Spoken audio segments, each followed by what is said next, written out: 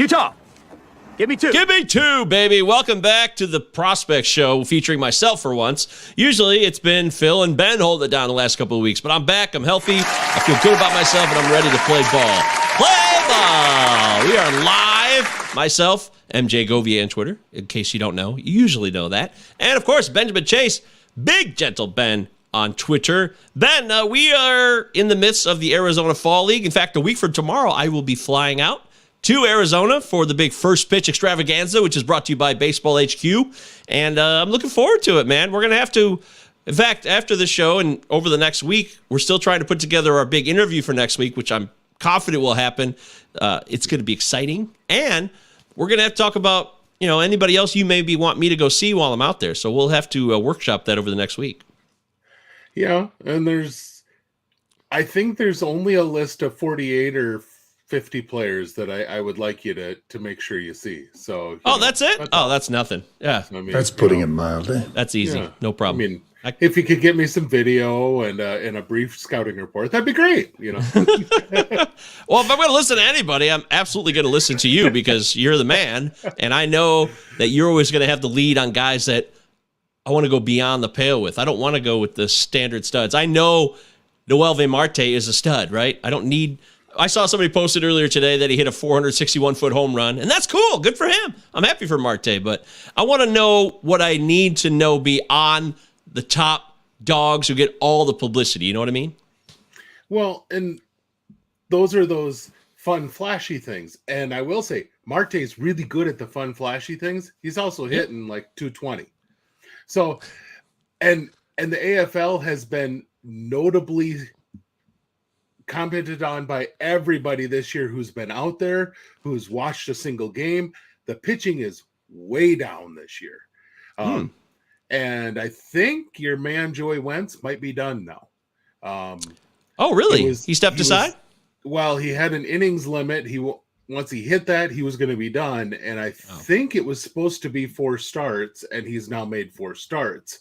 And so there were some folks that were wondering if he was actually done now or if he had one more start in the tank, but he's going to be either done or you might not get to see him. Let's just put it that way. Probably not. Might be done before you get down there. But regardless, he's been by far the most consistently good pitcher down there.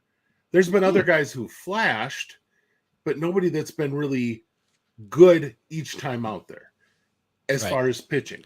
And so, Marte hitting a 460-foot bomb off of some guy who's posted a 10 ERA.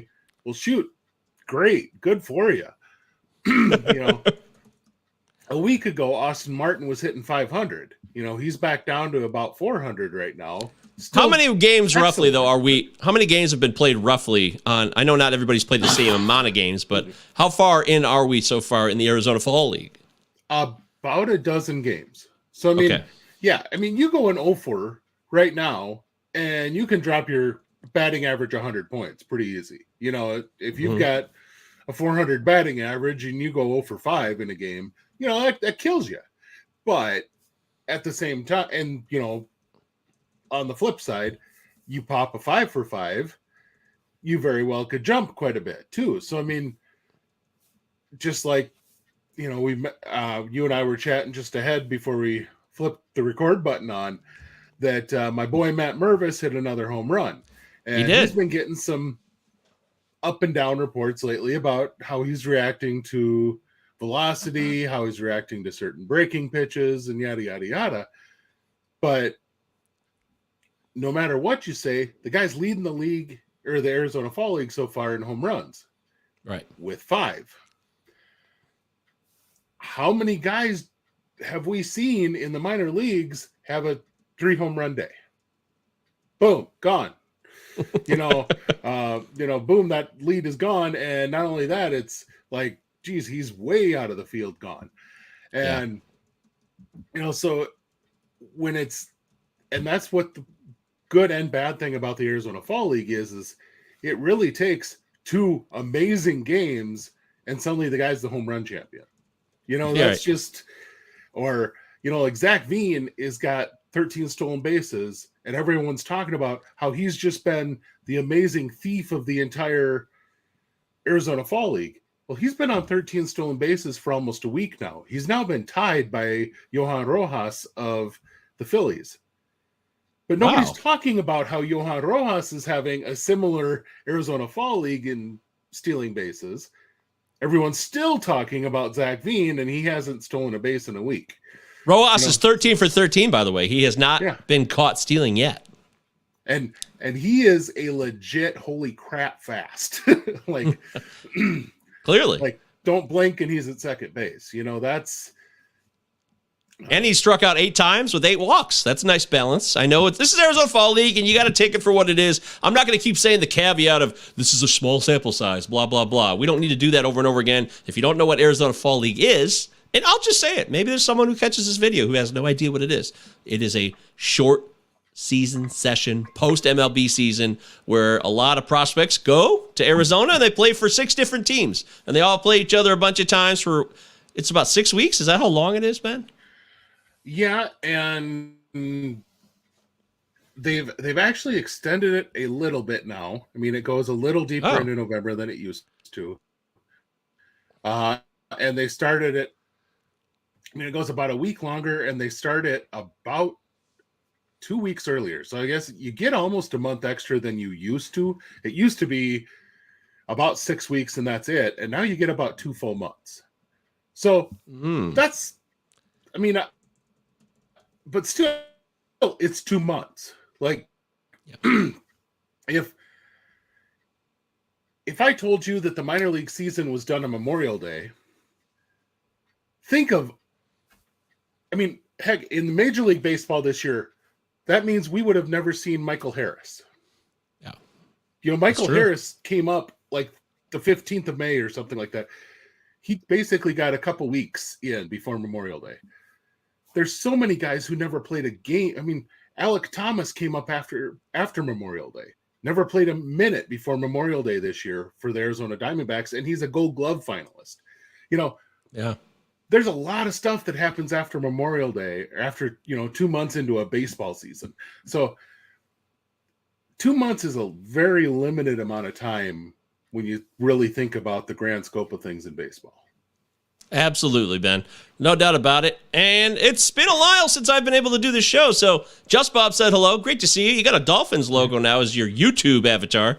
I guess Just Bob's a big Dolphins fan. I know he liked the Yankees. I didn't know you liked the Yankees and the Dolphins. That's a interesting mixture. But hey, I'm not here to judge. I'm here to support you because you support us. And Matthew Z's in here. Donovan's back. I haven't seen Donovan in a while. He says baseball is better than football because he said, I was commenting on your Week 7 football stream, and I think the entire time that it sounded vaguely familiar. Well, no shit it does. The only difference is it's football. It's the same show, except I switch gears. So that's the only difference. But I'm using all the same dumb soundboard shit that I use, et cetera, and that's just what I do, and I'll always be that way. But yeah, all the Arizona Fall League stats are online, so if you guys want to check them out, and for some reason you haven't, if you're a newcomer to this world of the Arizona Fall League and prospects and dynasty baseball, go check it out. You go to MLB.com and you can find the Arizona Fall League stats rather easily, as I have. That's how I saw that Johan Rojas was 8 Ks and 8 walks so far. No bombs. The home run leader, for those of you that are curious right now, is Mr. Kierstad, who is a guy that we talked about end of season. I can't remember if it was you or Phil. I think you were this was one of the guys you were most excited about. Was it you, Ben, that talked about Kierstad? Going down, yeah, on the way. Well, I don't remember if it was Phil or I or both of us who were really excited about him going to Arizona. But yeah, both of us were excited to see him because he didn't get much time. He was I don't remember his exact draft position. He was a very high draft pick for the Orioles in 2020 after the shortened season. Top 5 for sure. Yeah, and ended up getting COVID and had myocarditis from it. And so it killed a lot of his 2020-21 season. He ended up missing all the fall instructs in 2020. They wanted to send him to fall league that year, but he wasn't healthy, so they didn't do that. And then 2021 rolls around and he's still not healthy for a lot of the year. He almost missed all of 2021. He's finally onto the season onto the field for a little of this year. Not even a full season this year. And so, yeah. But once he got onto the field, he really showed out. And I gotta say, Kierstead is one of those guys when he hits, he gets up to the plate, he hits angry. I mean, he at the plate, he's like Scherzer on the mound. He's that kind of focused in, I am going to punish this baseball. About the way that Scherzer seems to want to throw the baseball through the bricks in the backstop with every single pitch. It's about the way that Kierstead wants to punish every single baseball that he swings at. And it is wildly entertaining to watch. Now, he's going to strike out a heavy amount because of that. Sure. But he also has a pretty solid eye, too. It's not that he swings just wildly at everything, but when he does swing, he doesn't get cheated on his swings. He's not just flipping out a little, single to left swing. He's trying to crank that ball 450 feet every time.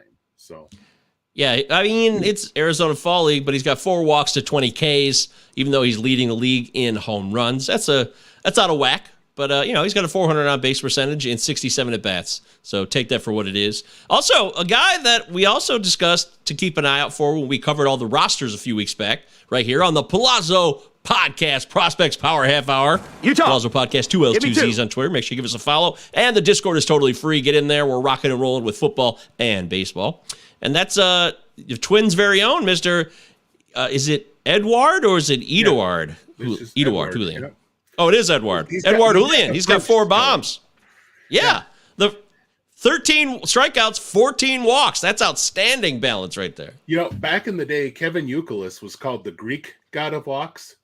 I've made the joke on Twitter, more times than is funny, than that Julian should be the French god of walks. Because last year he led all of the minor leagues in on base. And the guy he is incredibly patient at the plate. And yes, there's a very, very fine line on patience and passivity, where a guy goes up to the plate and he's just going to let the first 4 pitches go by, no matter what they are. Well, that's not a good approach. But if you're very patient, your pitch, your zone, that's different. Yeah. Excuse me. I don't know. That's okay, man. Don't worry about it. So. Oh, God. I don't wish it upon anybody. My girlfriend's upstairs right now. She's dead to the world. I feel terrible for her. I never got somebody sick like this. It's a shitty feeling. It doesn't feel good to do that to someone else. But, hey, she knew the risks when I came back, and she had to kiss me. I'm just so irresistible. So what can I say? Eduard? That's what Sound Money is saying here. It's Eduard. I'll take your word for it. He also every minor league announcer, and what I will always give credit for is most minor league announcers are amazing at going down to the dugout and talking to every player in the dugout about how do I pronounce your name. They're motivated. That's just part of the job description. They want to move up in the world. They care about baseball a lot too. I'll give them that. And so every minor league announcer I've ever heard pronounce his name pronounces it Edward. And so, okay. Well, I'll go with the announcers that you know. That's what I'm assuming. So we'll see. But Sound Money wants us to call him. He wishes he played for the Astros, so we could call him Orange Julian. So I don't think Ben wants him to be on the Astros because this looks. I don't care how the rest of this Arizona Fall League goes for Julian, but he's 23 years old. He's an on-base master, and he's going to perform well here, even if this rest of the AFL for him kind of goes sideways. He'll already have good stats. So it looks like he's going to be a guy who's going to get a shot. Do you think he'll get a chance to crack the opening day lineup on this one? Boy, that Twins. Or is that too radical? That Twins infield is going to be really tough to crack. You're going to have Jose Miranda. You're going to have Jorge Polanco. You're still going to have Luis Arias still around. Alex Kirilloff's going to be coming back to play first base, DH. I mean, no Correa though. He's gone. Yeah, Correa's gone, but then you got Royce Lewis coming back from injury. I mean, you got a deep infield there of guys. I don't know where he could fit, but gosh, he brings a skill set that none of those guys have as far as the on-base abilities. Because Yeah, Nick Gordon's more outfield, by the way, though. I think I consider him an outfielder now. He has been playing a lot more outfield, but yeah, I mean, Nick Gordon's kind of their, Band-Aid to stick in anywhere when they need him. But, they have just a whole lot of infield depth, but nobody that really is going to stand in his way if he comes to spring training and puts up a 600 OBP. If he is just holy crap getting on base, he might force their hand. But the big question for him has always been, how can he pick it out in the field? And that's going to be if he is showing the ability to really handle the glove, because he's always been average at best. And if he can really handle, especially if he can handle his footwork around second base, that's been his what's really kicked his butt is, he's got decent range, and then he gets up, he makes a pretty solid throw. He's got halfway decent arm, but it just seems like when he goes to turn that double play, it's something, I don't know what it is, but he has footwork issues when around the bag.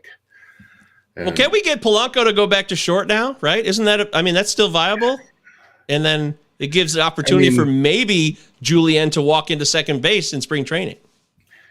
It's feasible, but then what do you do with, you have Arias and you have, I don't know if. Yeah, Miranda's going to be part of the everyday lineup. I have no doubt about that. Kirilloff's a mystery, though. I don't think Kirilloff's a guy they can rely on. I think he's going to be the odd man out here. I wouldn't be surprised if he got traded, if somebody thought that they could do better with him or that they expect more out of him. And the Twins are like, you know what? We got room to spare. We need some more pitching in here. Maybe they move a bat for some pitching, and maybe it's not Kirilloff, though. But I don't know. Maybe Arias is at the absolute high point of his value, and they want to get other pitching. I think there's a trade here, Ben. I think there's a possible trade in the Twins infield that has to take place because they got to boost that pitching up. They just have to. Yeah. And that's no doubt. And Kenta Maeda may be coming back, but he isn't coming back as an ace, and he never was. He never was an ace. But short bursts. He had great stretches, but not a full season. At his best, he's a guy who you really liked as a 3.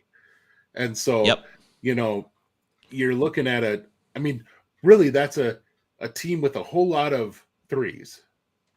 So, it could be a very interesting setup. One of the things that they don't have is they don't have that, hey, this is a holy crap bat we have to get in the lineup every day. So, yes, that is one of those things, outfield or infield. And so I do think that could be one of the things that could stand in Julian's favor is he's got, the only guy who I could see doing that potentially is if Matt Wallner comes into spring training and just crushes the crap out of the baseball. He had a great September. He really showed well in September. He was a DFS darling in September. Matt Wallner was a big-time boost for a lot of DFS players at the end of the MLB season. I could see him potentially pushing that he's going to – and he would rattle up their outfield plans. Trevor Larnach would suddenly have – what the heck do I do issues. And if Byron Buxton was healthy for more than 45 minutes, I would not know what to do with him. And Max Kepler and, everything else going on. So yeah, Julian could be a guy, but once again, they got to find out somewhere to play him. But yeah, the guy who I think is really interesting to watch is actually another one who has 4 home runs and I always screw up and somebody tells me I'm wrong every time I say it. So it's Andy Pages or Pages, or it looks like Pages. Oh, the Dodgers. Yeah. Yeah. And everyone loved him after his 2021 season. And then he came out this year and kind of put up a skunk. Struck out a whole lot. Didn't play great defense. And he's got big power. But it just wasn't the guy you thought you were getting. And yeah, he's still 21.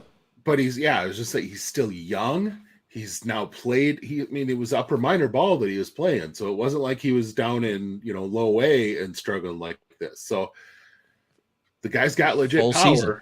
So if you can give him, could he take this And the thing I like and that really is impressive is, it's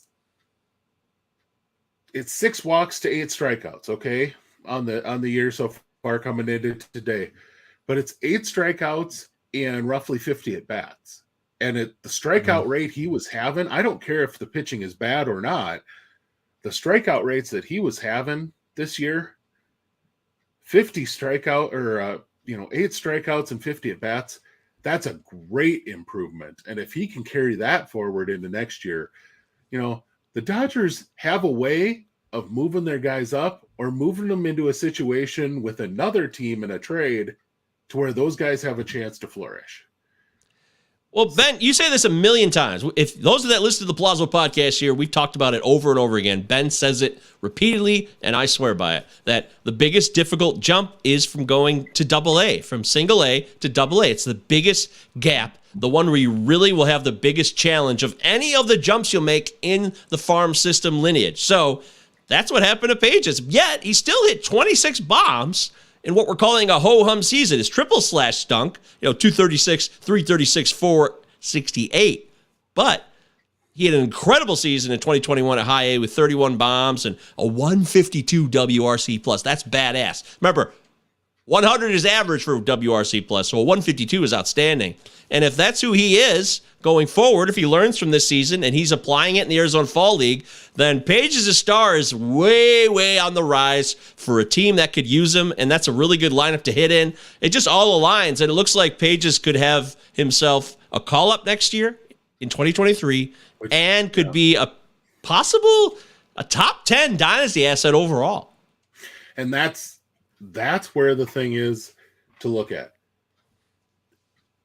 I will tell you, I know because I owned him in a very, very shallow minor league dynasty. Mm-hmm. And I had to make a decision on picking up. I really wanted to pick up a minor leaguer this year, and I had him and Brennan Davis and was going to drop one of them. Yeah. And with his performance and Brennan Davis's injury, and I can't remember who the minor leaguer I picked up was, but it was better than one of those two at the time. So I was going to pick up somebody and made the decision on one of those two. And needless to say, both of them ended up off my roster at some point this year. I have now picked up, and I think he is right. I think Pages is correct. But yes. But I ended up picking up Pages again.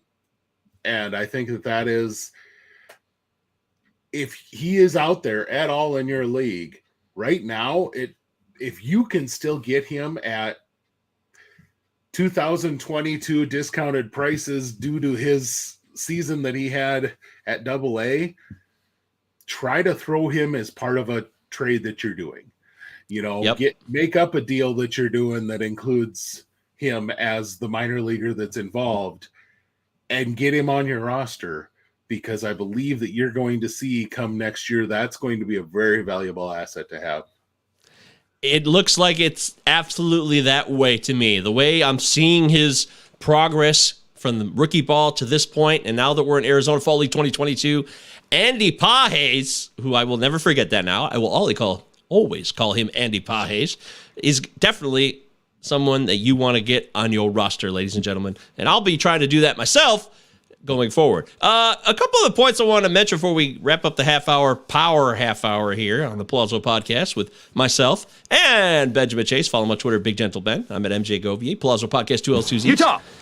Give me two. We were looking back at the Dynasty season, the one that we just went through, and some of the lessons we had from it. And you and Phil did a great job of covering this a couple weeks ago, and we were going to do part 2 last week. Now we're doing part 2 this week, but we dove into AFL. And I was looking over my rosters and my situation. I really like where I'm at. I will go on the record now that I'm going to adjust my opinion of Simeon Woods Richardson. I will say that now. After the stats that you dropped on me a couple weeks ago with the weak spin rates and just the lack of action and just oomph on his pitches, I just don't know how you can get by that way. You'd have to be a super advanced cerebral pitcher, and I don't know that that's who Woods Richardson is right now. So I'm scaling back on Woods Richardson. I'm not as excited as I was. back in, I don't know, March or April. I thought it was an exciting trade when he came over from the Blue Jays because I thought he could advance quickly because the Twins lacked a lot of pitching at the time, but they made trades during the season with Molly and et cetera. So now I'm changing my tune on him. Is there anybody else that you're changing your tune on at this point after the season? Oh, goodness. I've got a list. But, I know you do. Man, a big one for me after watching him this year is definitely Ian Anderson. I followed him for a long, long time and watched him slowly develop that curveball. And I will tell you, he's very much coming into the majors, he had exactly what you would want Simeon Woods Richardson to do. He had what you want is you want extremes in spin rate. If your spin rate is average, you're in trouble. You want high spin rates or you want really low spin rates. And Anderson has always been on the low end of spin rates, which basically makes it look like a knuckle puck coming up to you. And that's really tough to hit, because you're not sure if, when you're trying to hit a 94-mile-an-hour fastball, but it has no movement, that makes it really hard to pick up and hit. And so even if it's not 98, it's still just as tough to hit as 98. Well, he has a really great fastball with no movement, a great changeup with no movement. But A, if you can't locate either one of those, that's an issue. But B, when you have nothing that wiggles, the curve he has just never gotten the full feel for. Yep. And he's never developed a slider or a cutter or anything else off of that. His fastball he has not. Is a tremendous combination, but he's just never fully developed anything else off of that. And you don't see that happening. He's too young to say that. But right now, he got all the way to the majors on that strength of those things and had some success at the majors on the strength of those. He pitched in the playoffs last year. Hell, he was great in the playoffs. Ian Anderson was a real deal. People were high as hell on him coming into this season. But right now, he needs to spend all of his time working on third and fourth pitch options. And hell, if one of those is, I'm going to have the four seam that I've always had or two seam that I always have had, and I'm going to add in a strong four seam. If that's part of it, great. That gives you at least another look, but you do need to have a breaking pitch. You need to have something that moves one way or the other. Yep. And that has to be something that's involved there. Absolutely.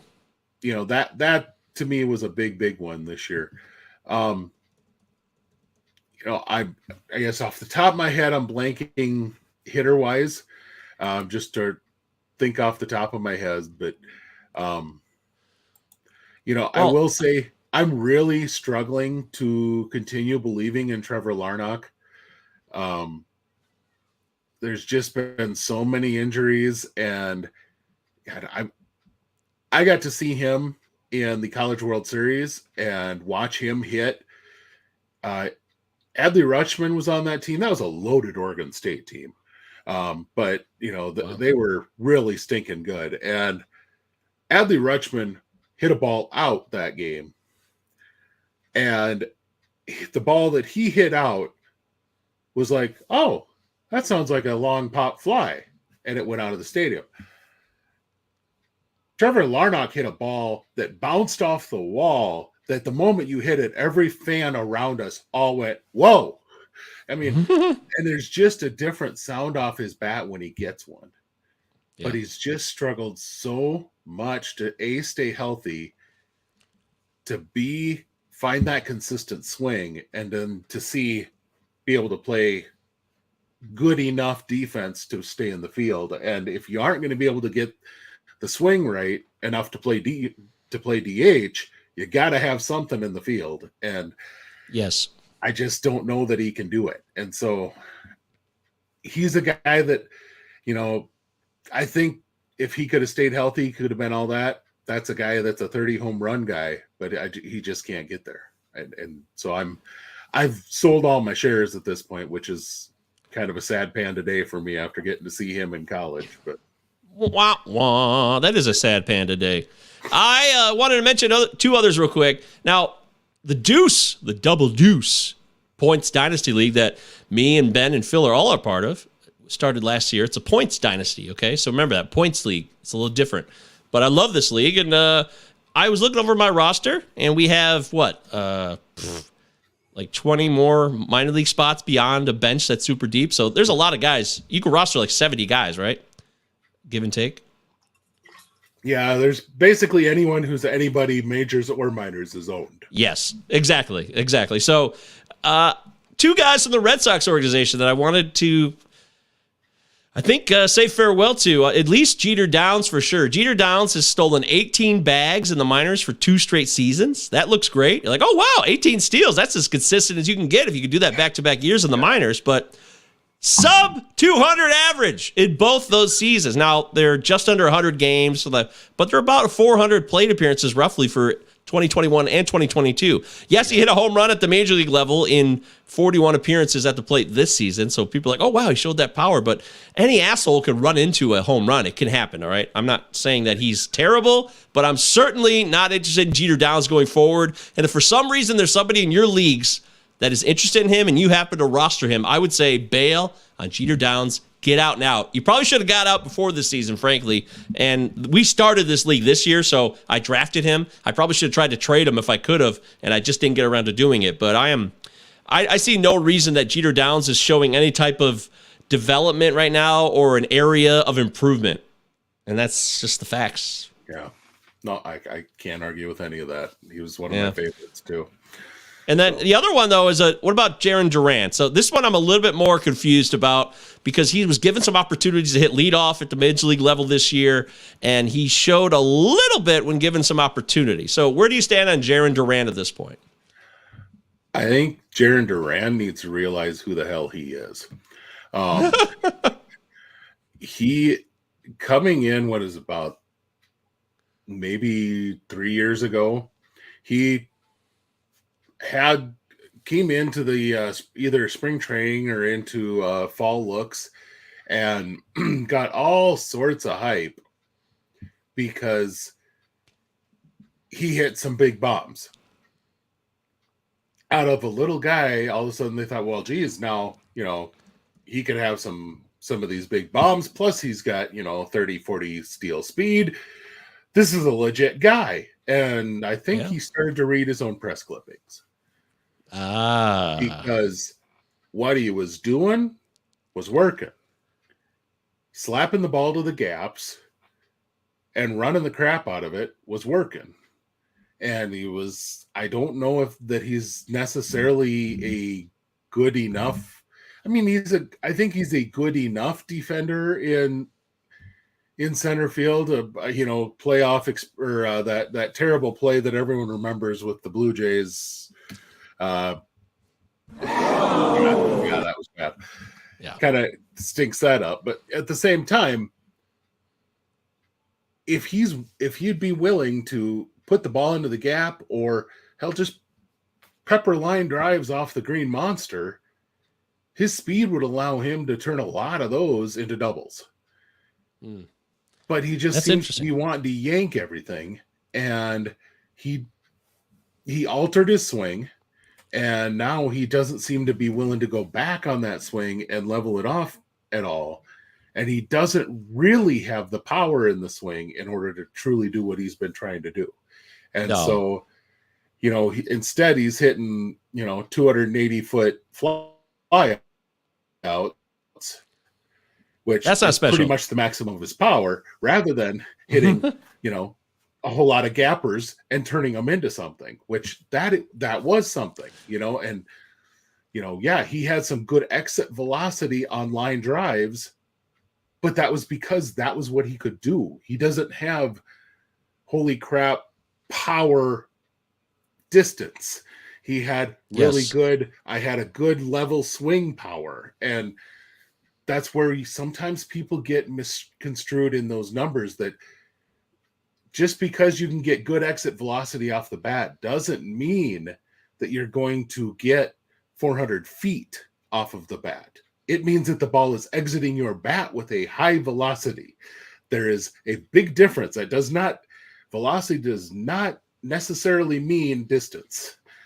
The strength behind that will also add to the distance, and he does not have the strength. It may give it a good amount of velocity right off of that, but then the strength behind it means that velocity is only going to carry it so far. So quick hands versus strength, and that makes a difference. Yeah. That's a great point. That's a really great point. I mean, the combination of it, those are the guys that hit the ball over the fence on a straight line, and those are really fun to watch when they barely clear the wall and they look like they might kill the guy in the third row. When they, that's the kind of home runs you're like, wow, Yeah, absolutely. Wow, dude. So that's the lesson there. If Duran was 23, his major league stat line in 223 plate appearances would look more appealing, but he's 26. So to me, he's behind, unfortunately. And as you said, the power is never going to be there. I don't care that he plays at Fenway. Everything Ben just said, I pretty much agree with. I don't really see, in fact, I see things that make it look like he could be worse. I mean, he actually had a 302 BABIP, and he hit 221 in those 223 plate appearances. That's not good either. So that shows that you're right. He's not going to his strength. And there's a endless roster. We could create a whole league of players who never play to their strengths and they're out of baseball. It's just a sad tale because they get caught up in the hype. They get caught up in the glitz and glamour of home runs or the things that people go ooh and ah at. It's a classic time-honored tale from 1971 to 2022. And unfortunately, I think Duran falls under that. And Downs is he's just not. Yeah, I said what I said about him. He's not somebody I'm excited about. He would have to show a real change in contact. And some guys just never make that contact, and they go out of the league eventually. So he'll live on that name, though, for another 2 years. There'll be guys who pick him up, and he'll go around probably. I see Downs floating around on teams for the next couple of years and then eventually petering out unless he makes a drastic change. Before anyone gets too on the hype train this offseason, think about Duran when you're thinking about Drew Waters. Ooh, good the way that he ended his season. Drew Waters is a 15 home run guy. That's the way his bat should be swinging. He should not be shooting for 20, 30. Oh. And Michael Harris raised the bar. He started freaking out maybe. He's like, oh my God, look what Michael Harris is doing. And he actually had, 5 in the last month of the year with the Royals when he was up. So, I mean, Waters had some nice power in that last month of the year, but he plays in a park that he would be able to truly maximize if he would hit the gaps. Over 300 hitter, easy. Oh, easy. And with his speed, and he is a tremendous base runner. So, if he's smart, he is hitting the Kaufman gaps like nobody's business, and that guy is going to be tremendously valuable in fantasy because he could put up legit Carl Crawford type numbers, a 15 homer guy with 30 to 40 stolen bases. That's true possibility with Drew Waters here. Well, he could have learned something from Benintendi, who got traded. Benintendi actually did that. His home run suffered, but he was doing everything else before he got traded to the Yankees. If Waters doesn't buy into his own stuff from September, then that could be the guy. But if you're buying Drew Waters 25, 30 home run hitter because of what he did in September, think about Jarren Duran.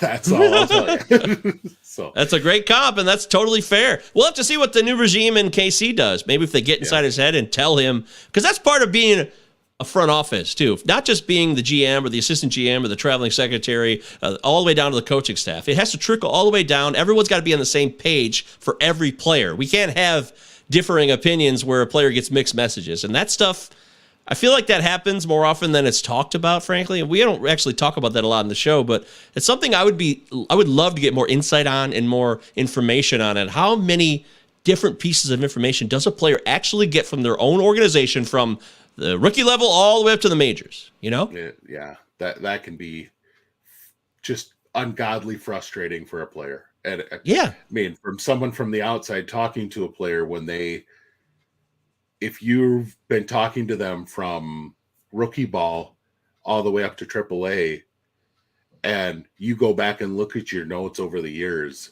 to hear what they say differently each year, you can start to track, oh, so he must have had this coach when he was in single A, because it seems like every hitter that goes through that coach has these particular sorts of things drilled into him. Oh, he must have had this coach in Double A, because it seems like every coach in that organization who has that coach, or every hitter that has that coach, has these things that he was focusing on in the Double A season. That's not how you develop a player. And the organizations that do the best realize players are individuals, and develop players as individuals, not as cookie cutters. And those are the organizations that succeed. And it requires a lot more money spent on staffing. And that's where the investment has to come. I mean, the Dodgers spend more money on their player development staff than any team in the league. You'd think there might be a correlation as to why they can win at the big league level and yet always have one of the best minor league systems in the majors. There's a reason behind that. It's not a fluke. Yeah. And that's what the Giants are trying to do now, I think. So, yep. The same thing. Zaidi took that and took it with him. Smart move. All right, I got to go. I got another show I got to do. There's always another show. But now that I'm healthy and I'm back, I'm excited to be working. It's great to be back on the air with you, Ben. You feel good. I hope you don't feel too terrible. I know you got that cough there, but hopefully you're not too worse for the wear. And don't forget, guys, the Discord is free, and there is so much more to be offered. Plausible Podcast, 2 L's, 2 Z's. It all starts there. Me too. You should find the Discord link, of course. You can hit us up, DM Ben at Big Gentle Ben, or me at MJ Govier on Twitter. We'll gladly respond to you. Sound Money says, what's the other show? That's Is It Safe? It's one I don't stream, by the way. And then I got to do Cinema 9 right after that. So Wednesday's my busy day of doing shows, and it's great to be back and healthy and doing that. So I'm grateful for it. Next week, we're going to be doing this interview. We're going to make this happen. I'm really excited for this, Ben. And I'll be in Arizona a week from tomorrow. I'm flying in Thursday night, and I'll be there until Monday. I'm excited for the interview. I'm very, very excited to have this happen, because he's a great kid. Yeah, and he's all gung-ho about it, too. He's a great kid. Yeah, he's all about it. He's been very, we started a conversation the other day, so we're definitely going to make this happen. So stay tuned. We'll keep you updated on the Discord, of course, on my Twitter feed. Anything else you need to know. Enjoy the Arizona Fall League. Enjoy your off-season, even though these days with Dynasty Baseball, there's never an off-season. You're busy right now. You're breaking things down, and you're looking at the Arizona Fall League, and you're heading into your first-year player drafts down the way. It's going to be a fun time. So thank you to Ben. Thank you to myself, Phil Goyette. We're thinking of you. Follow Phil on Twitter at Phil of Sports. That's PHIL. And we'll catch you guys next time. Bye-bye.